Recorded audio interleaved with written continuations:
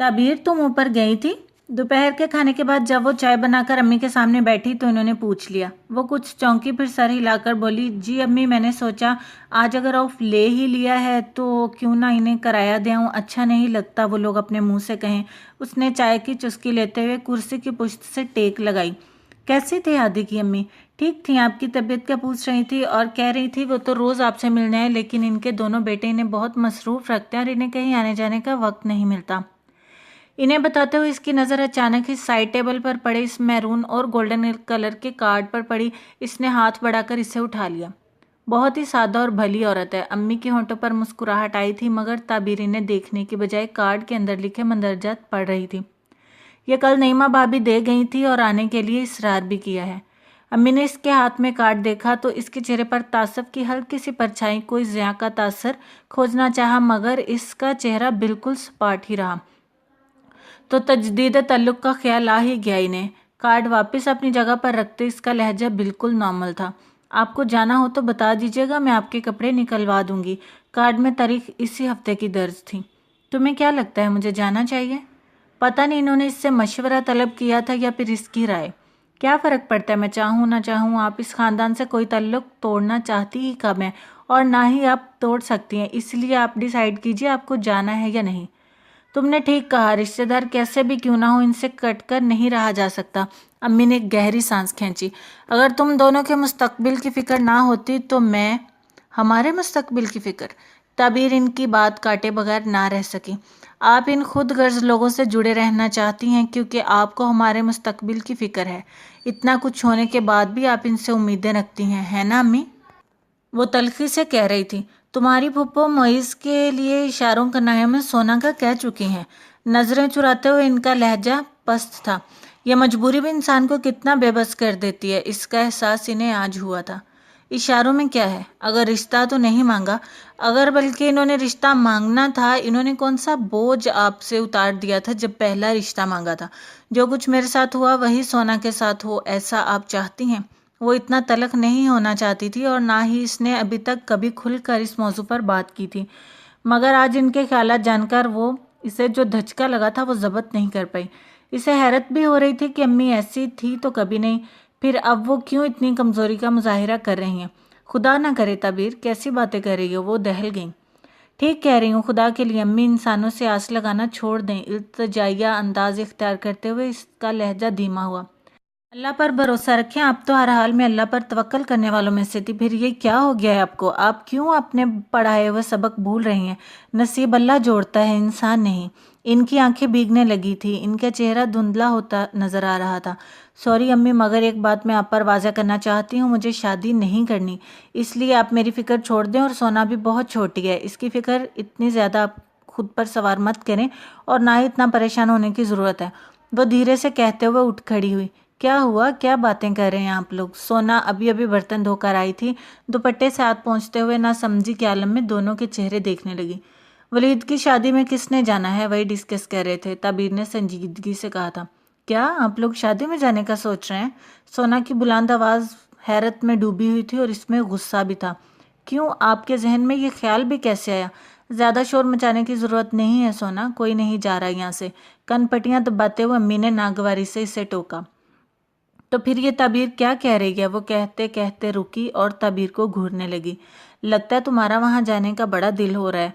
ताबीर इसकी बात नज़रअंदाज करके अम्मी से मुखातब हुई। प्लीज़ अम्मी, मैं आपसे ये नहीं कहा कि आप मत जाइए, मैं तो बस आपसे इतना चाहती हूँ कि आप बिलावजह खुद को झूठे दिलासे ना दें। इनसे ऐसी कोई उम्मीद मत रखें जिससे आपका ही दिल दुखेगा। आप पप्पो की बात कर रही हैं ना? जब से हम यहाँ शिफ्ट हुए हैं इन्होंने यहाँ एक कदम भी नहीं रखा।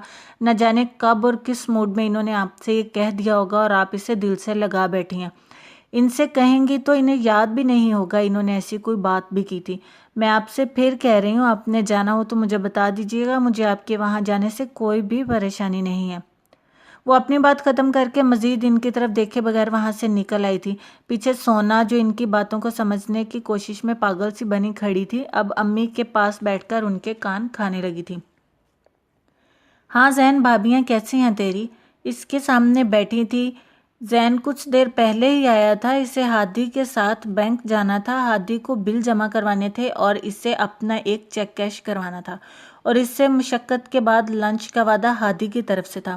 اس وقت وہ ہادی کی امی کے بنائے ہوئے گاجر کے حلوے سے انصاف کر رہا تھا۔ ان کے اس سوال پر منہ کے زاویے بگڑ گئے۔ اف خالہ، کیا پوچھ لیا آپ نے؟ اس نے کچھ اس انداز میں کہا کہ وہ فوراً گھبرا گئی۔ ہائے اللہ خیر کرے، پھر اس کی طبیعت خراب تو نہیں ہوگی؟ ابھی پچھلے ہی دنوں تو منجلی کا آپریشن ہوا تھا، وہ کیا کہتے ہیں وہ سیزر؟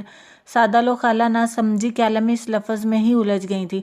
ادھر زین بے تحاشا جھنپ گیا۔ نہیں خالہ، سب ٹھیک ہی ہیں۔ اس نے جلدی سے انہیں اس الجھن سے نکالا۔ میرے کہنے کا مطلب تھا انہیں اتنی جلدی کچھ نہیں ہو سکتا، چنگیز خان کی اولادوں میں سے ہیں سب کی سب۔ چائے کا کپ اٹھاتے ہوئے اس کے لہجے میں تلخی گھلی تھی۔ نہ تو یہ بتا تو نوکری کیوں نہیں کرتا؟ انہوں نے اسے ایک نیا موضوع چھیڑا۔ زین کے ہونٹوں پر مسکراہٹ آ گئی۔ تیری ان کمینی کم ظرف بابیوں کا منہ بھی بند رہے گا اور میں ہادی کے ساتھ ساتھ تیرے لیے بھی لڑکی دیکھ لوں گی۔ ہادی وقتاً فوقتاً ان سے ذکر کرتا رہتا تھا، اس لیے انہیں اندازہ تھا زین کی مشکلات کا۔ میری فراغت تو صرف ایک بہانہ ہے، نوکری مل جائے گی تو کسی نئی بات کو ایشو بنا لیں گی اور کفن پھاڑ کر بولیں گی مجھے ان کی عادتوں کا پتہ ہے خالہ، آپ ٹینشن نہ لیں، اور میں بھی آپ کے سامنے کوئی بیبا بچہ بنا نہیں بیٹھا، ان کے بدلے ایک بات سن کے 10 سناتا ہوں۔ آپ تو وہ میری زبان درازی خاندان بھر میں مشہور کر چکی ہیں۔ وہ اپنے مخصوص ہلکے پھلکے انداز میں کہتا انہیں مطمئن کر رہا تھا کہ کہیں وہ اسے بالکل ہی بھابھیوں کے رحم و کرم پر رہنے والا کوئی مظلوم یتیم بچہ ہی نہ سمجھ لیں۔ وہ 4 بھائیوں میں سے سب سے چھوٹا اور اپنے امیر باپ کا سب سے لاڈلا بیٹا تھا، مگر تب تک جب تک وہ زندہ تھے۔ ماں اس کے بچپن میں ہی گزر گئی تھی، شاید یہی وجہ تھی کہ وہ اپنے دیگر بھائیوں کی نسبت اپنے والد سے زیادہ قریب تھا۔ اب تو خیر حالات ہی اور تھے، مگر بھابھیوں نے بھی کبھی اس کی زندگی میں زین کا لحاظ نہیں رکھا تھا، اور اب تو ایک مضبوط وجہ بھی تھی ان کے پاس اس سے خار کھانے کی۔ شہر کی مصروف ترین مارکیٹ میں ان کی چلتی ہوئی دکانوں میں سے بھی وہ حصے دار تھا، اور اسی علاقے میں 2 رہائشی بلڈنگز سے آنے والے ماہانہ کرایوں میں بھی۔ زین کے والد حصے بکھرے کر کے نہیں مرے تھے، ورنہ اس کے دوسرے بھائی کب کے اس بڑے سے گھر کو بیچ کر اپنے الگ الگ گھروں میں اور زندگیوں میں سیٹ ہو چکے ہوتے۔ اب اس جائیداد کے حصے ہوتے تو ایک بڑا حصہ زین کے قبضے میں چلا جاتا، جس کا نہ کوئی کام تھا نہ کوئی دھندا۔ ہر مہینے اس سے اتنی معقول رقم مل جاتی کہ وہ اپنی شاہ خرچیاں پوری کر لیتا، جبکہ دوسرے بھائی دکانداری کرتے ہوئے خوار ہو رہے تھے۔ اسے چونکہ اس کام میں کوئی دلچسپی نہیں تھی اور نہ ہی سارا دن سودے بازی کرنے والے گاہکوں کے ساتھ مغز ماری کرنے کا شوق تھا، سو پہلے اطمینان سے اپنی پڑھائی مکمل کی اور اب اپنے مطلب اور اپنے معیار کی نوکری کی تلاش میں مصروف وقت گزارا تھا۔ اسی لیے بھابھیوں کو تو غصہ آنا ہی تھا۔ محنت ان کے شوہر کرتے اور ہر مہینے ایک موٹی رقم اس شہزادے کی جیب میں چلی جاتی، سو وہ اس کے منہ پر ہی اسے مفت خورا تفیلا نہ جانے کیا کیا کہہ کر دل کی بڑھاس نکالتی رہتی۔ چل پپو، اٹھ نکلنے کی کر۔ فریش اور نکھرے نکھرے ہادی نے اس کے کندھے پر ہاتھ مار کر کہا۔ زین نے پہلے تو سر سے لے کر پیر تک جائزہ لیا، پھر معنی خیز انداز میں سر ہلایا تھا۔ یاد رہے تو بینک جا رہا ہے، رومی سے ملنے نہیں۔ کیا بکواس کر رہا ہے؟ ہادی نے فوراً سٹپٹا کر اماں کو دیکھا جو چائے کے برتن سمیٹ رہی تھی۔ ہادی کی قسمت اچھی تھی کہ یہ بات ان کی سماعتوں تک رسائی حاصل نہیں کر پائی۔ زین ہنسنے لگا۔ یار تو اس لڑکی کی طرح گھبرا رہا ہے جو ماں سے چھپ کر ڈیٹ پر جا رہی ہو۔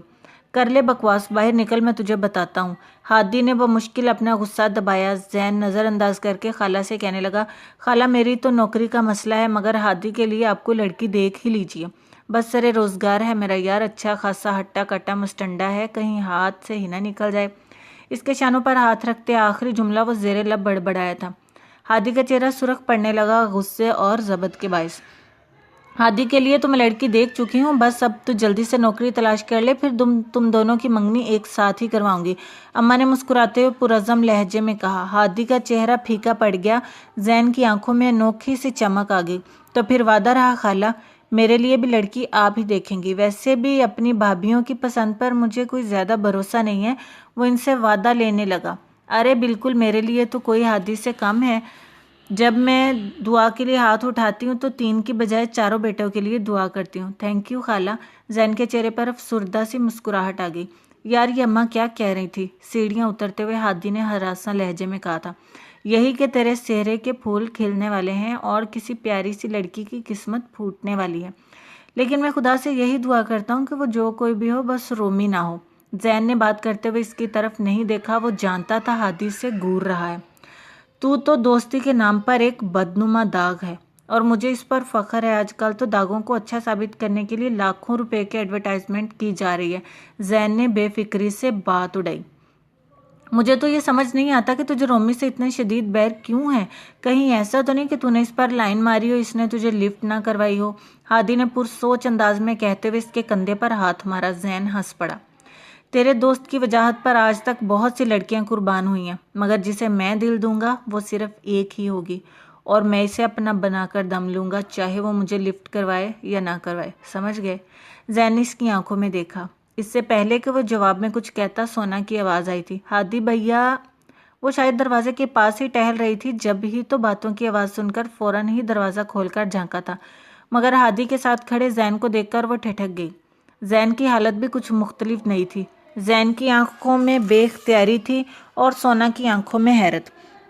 हाँ सोना, कुछ काम था? हादी पूछने लगा। सोना? जैन चौंका। इसका नाम तो चांदी होना चाहिए या फिर चांदनी। उजले रूप और चांदी सी रंगत वाली इस लड़की को देखकर वो सोचे बिना ना रह सका। क्या सफ़ी घर पर है? असल में कुछ सौदा मंगवाना था तो वो धीरे से गोया हुई थी। नहीं, वो तो घर पर नहीं, लेकिन तू फिक्र मत करो, जहाँ कहीं भी है मैं इसे फ़ोन कर दूंगा और वो आकर सौदा ले आएगा। हादी ने इसे तसल्ली दी। शुक्रिया। वो मुस्कुराई, फिर एक आखिरी नज़र दोबारा इस पर डाली। हल्की बड़ी हुई शेव और माथे पर बिखरे बालों से वो काफ़ी लापरवाह नौजवान लग रहा था। जीन्स की जेबों में हाथ फंसाए इसकी बड़ी बड़ी सी आंखें इसी पर जमी थीं। बदतमीज़। दिल ही दिल में इसे लकब देती वो काफ़ी ज़ोर से दरवाज़ा बंद करके गई थी और जैन के होंठों पर बेख्तियार मुस्कुराहट दौड़ गई थी। मुझे रोमी के लिए अच्छा सा गिफ्ट लेना है। बैंक से निकलते ही हादी ने इसे अपना अगला प्रोग्राम बताया। ये सुनते ही जैन यूं उछला कि पार्किंग एरिया से निकलने वाली बाइक से टकराते टकराते बचा। ओ भाई, आंखें क्या घर पर ही छोड़ आए हो? मोटरसाइकिल सवार ने इसे काफ़ी खूनख्वार नज़रों से घूरा था। जैन खून के घूंट पीकर इसकी जानिब मतवज्जो हुआ। क्या फूटे अभी तुम? मुझे तारक रोड ले चलो। हादी इसके साथ इसकी बाइक पर आया था, इसलिए ये नई फरमाइश बल्कि आजमाइश इसे काफ़ी ताव दिला गई थी। जहन्नुम न ले चलूं? इसने दांत पीसे। मुझे कोई एतराज़ नहीं, लेकिन इससे पहले मैं रोमी के लिए गिफ्ट ज़रूर लूँगा।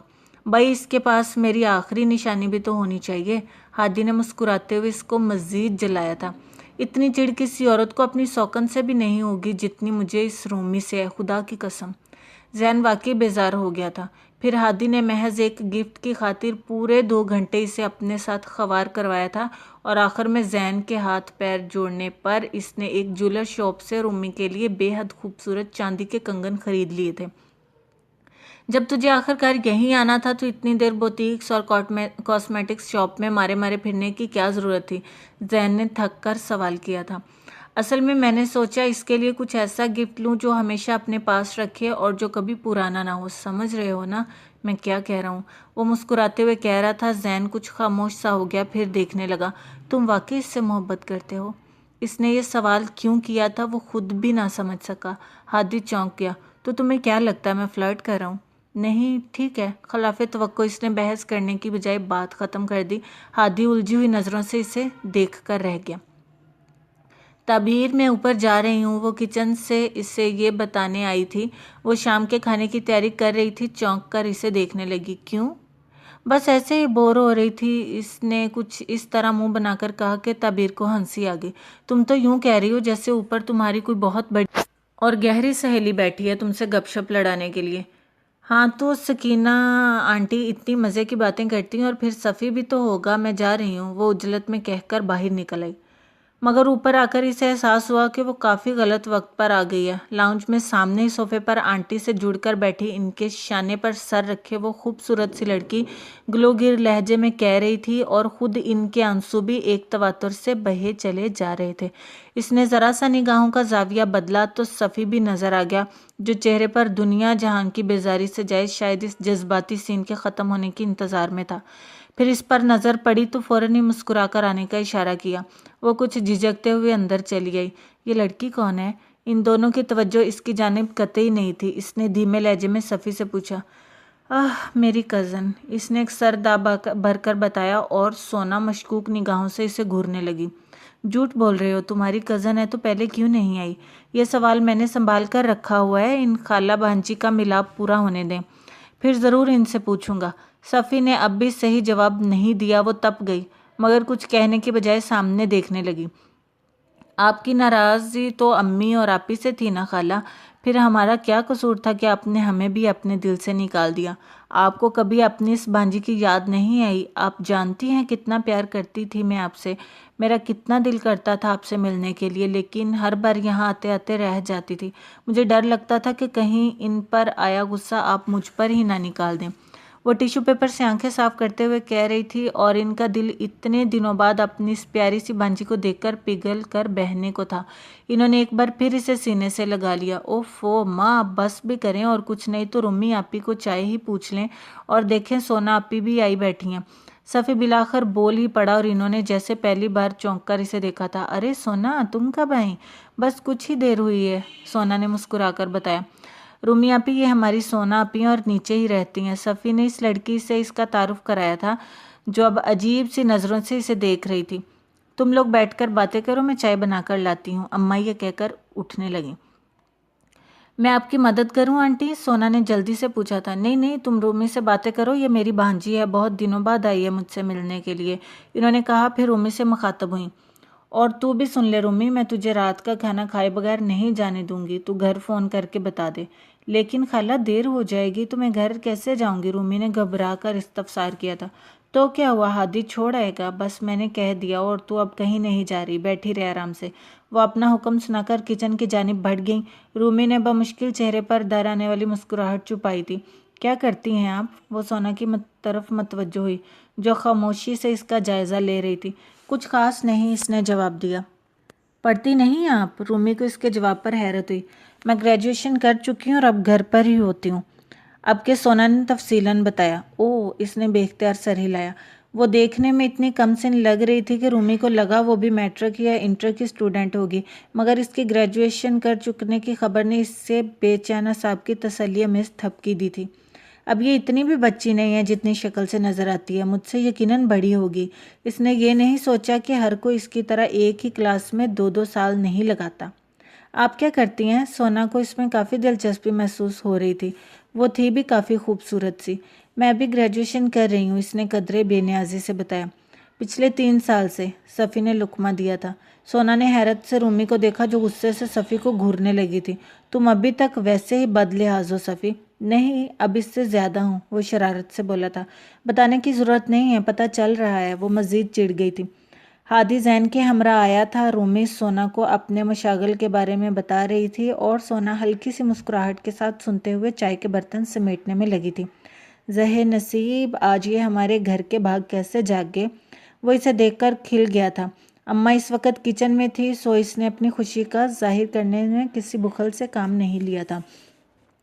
जैन खामोशी से सोना को देख रहा था, जो बर्तन लेकर किचन की सिमत बढ़ गई थी। रूमी की यहाँ मौजूदगी इसके लिए हैरानकुन नहीं थी। वो जानता था ये भी हादी के किसी प्लान का ही हिस्सा होगा। मैं तो काफ़ी देर से आई बैठी हूँ, और अब खाला ने रोक लिया है, कह रही हैं रात का खाना खाए बगैर नहीं जाने दूंगी, और तुम ही मुझे घर छोड़ कर आओगे। वो फातिहाना लहजे में बता रही थी। इसके बाद के मानी खेजी पर हादी मुस्कुराकर रह गया था। इसी पल जैन का मोबाइल बजा तो वो फ़ोन सुनने के लिए साइड पे आया, मगर सोना को जाते देखकर जल्दी से फ़ोन बंद करके इसकी जानिब चलाया। शिफॉन के सफ़ेद सूट में सुनहरी बाल शानों पर बिखराए वो चांद ही का दूसरा रूप लग रही थी। हेलो मिस चांदनी, इसे गहरी नज़रों से देखते हुए जैन ने कहा। सोना ने हैरत से इधर उधर देखा। आपने मुझसे कुछ कहा? वो इसकी तरफ देखते हुए तस्दीक चाह रही थी। जैन को अपना सब कुछ हाथ से निकलता महसूस हुआ। आपको अपने इर्द गिर्द कोई दूसरा चांद नज़र आ रहा है? इसके खूबसूरत चेहरे पर यकदम ही नागवारी फैली थी।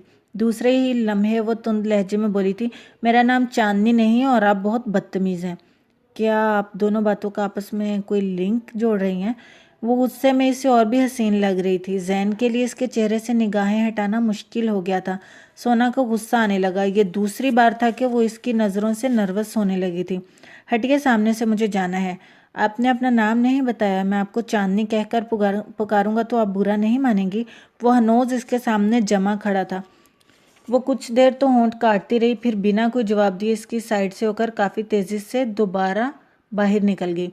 زین کے منہ سے بے اختیار ایک گہری سانس خارج ہوئی تھی۔ آپ یہاں کیا کر رہے ہیں؟ یہ آ کر چائے پی لیجیے۔ اور یہ سونا آپ ہی کہاں ہے؟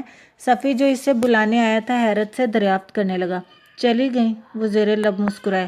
کمال ہے، وہ بنا بتائے جاتی تو نہیں ہے؟ صفی حیرت سے بڑبڑایا اور اس کے ہونٹوں کی مسکراہٹ مزید گہری ہو گئی تھی۔